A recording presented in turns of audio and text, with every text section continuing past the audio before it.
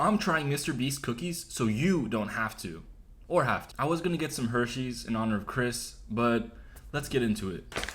So as you see, this is the cookies. Got the chocolate chip cookies. Opening it right now. Okay. Smells pretty good. It passes the smell test, I'm not gonna lie. The bag smells really nice. Now to try this.